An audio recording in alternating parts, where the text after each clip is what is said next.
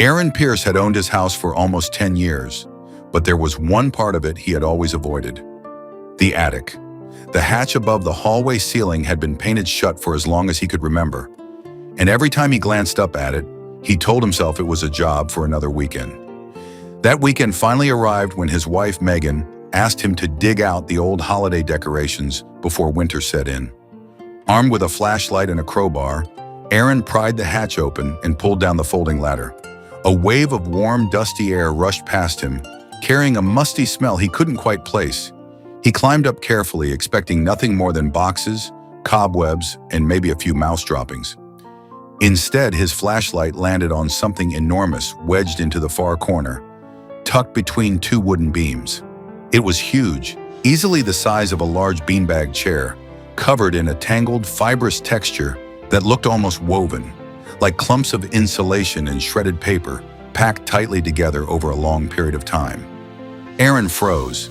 He had no idea what it was, but he was certain it hadn't been there the last time he'd been up here, years earlier, before they had even bought the house.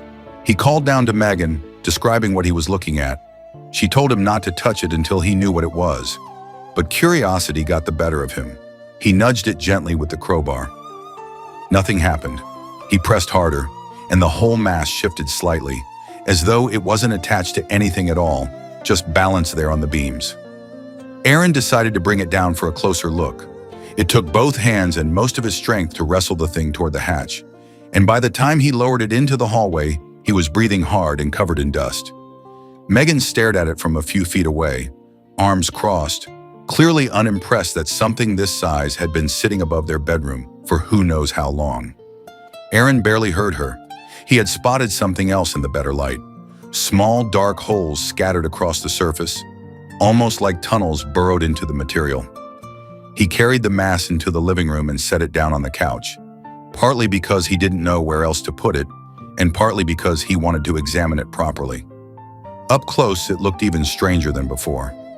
Layers of insulation, fabric scraps, and what appeared to be shredded cardboard had been packed together over what must have been months, maybe longer, forming a dense, rounded shape, almost like an enormous cocoon.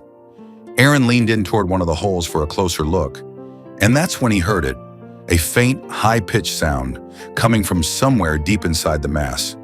At first he thought it was the wind, or maybe a draft moving through a gap in the wall. But the sound came again, softer this time, and unmistakably alive. Megan heard it too. The color drained from her face as she backed toward the kitchen, telling Aaron to leave it alone and call animal control before he touched it again. But Aaron couldn't move. He leaned closer, and the sound came a third time.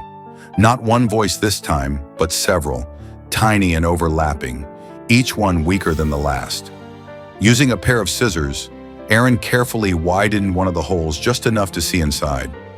Buried deep within the layers of insulation was a mother cat, curled tightly around 4 newborn kittens, their eyes still closed, shivering against the cold. She had clearly built this den herself, dragging material down from a gap in the roof over many weeks to construct a shelter thick enough to survive the coming winter. Right above the family's heads the entire time, Aaron and Megan spent the rest of the evening carefully peeling back the layers until the mother cat and her kittens were free, warm, and settled into a cardboard box lined with towels. The mother, who they later named Hazel, was thin and exhausted but otherwise healthy, and within days all 4 kittens were feeding well and growing stronger by the hour. In the end, Aaron and Megan kept Hazel and one of her kittens and helped find loving homes for the rest through a local rescue group.